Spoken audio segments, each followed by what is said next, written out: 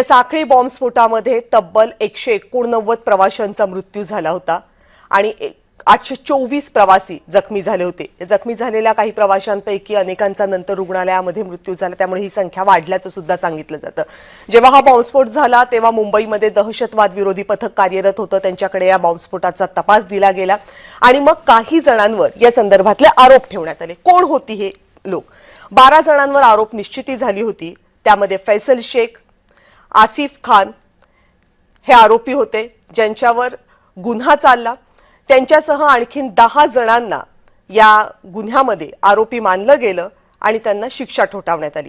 यापैकी 5 जणांना फाशीची शिक्षा ठोठावली गेली, तर 7 जणांना न्यायालयानं जन्मठेपेची शिक्षा सुनावली।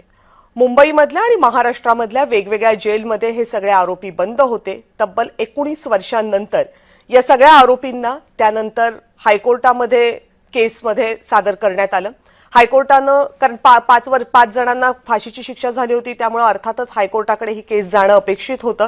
याशिवाय ज्यांना शिक्षा झाली होती त्यांनी हायकोर्टात अपील केलं होतं, ज्यामध्ये कमाल अन्सारी, एहतेशाम सिद्दीकी, नवीद खान, मोहम्मद साजिद, मोहम्मद अली, डॉक्टर तन्वीर अन्सारी, माजिद शफी, मुजम्मिल शेख, साहिल शेख, जमीर शेख या सगळ्यांचा सहभाग होता।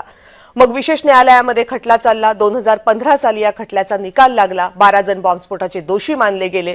फैसल शेख, आसिफ खान, कमाल अन्सारी, एहतेशाम सिद्दीकी आणि नवीद खान यांना न्यायालयानं फाशीची शिक्षा सुनावली। इतर 7 आरोपींना जन्मठेपेची शिक्षा सुनावली। सगळं उच्च न्यायालयामध्ये गेल्यानंतर 21 जुलैला उच्च न्यायालयानं आपला निकाल दिला आणि या न्यायालयाकडनं आरोपींची निर्दोष मुक्तता केली गेली। आणि मग इथेच हा प्रश्न उपस्थित झाला, मग मुंबईचे गुन्हेगार होते कोण? सगळ्या आरोपींना तात्काळ जेलमधनं बाहेर काढण्यात आलं आणि कारण स्पष्ट होतं, कारण जर सर्वोच्च उच्च न्यायालयानं या सगळ्या आरोपींची सुटका केली होती तर मग या आरोपींना जेलमध्ये ठेवणार कसं? मग सरकार सर्वोच्च न्यायालयामध्ये गेलं आणि आज सर्वोच्च न्यायालयानं असं म्हटलं की ह्या सगळ्या आरोपींना आम्ही आत्ता सोडण्याच्या संदर्भातला कोणताही वेगळा निर्णय देऊ शकत नाही। हे सगळे आरोपी राहतीलच कोर्टामध्ये मोकळे।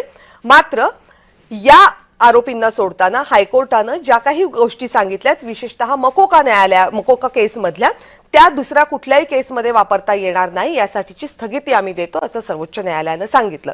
आता त्यामुळेच हा प्रश्न पुन्हा पुन्हा गंभीर होतोय की खरं तर हे आरोपी जर दोषी नसतील तर मग ते 19 वर्ष जेलमध्ये का राहिलं, आणि जर ते दोषी असतील तर मग त्यांना शिक्षा का होऊ शकली नाही, आणि जर हे आरोपी दोषी नाही आहेत तर मग मुंबईकरांचे गुन्हेगार कोण?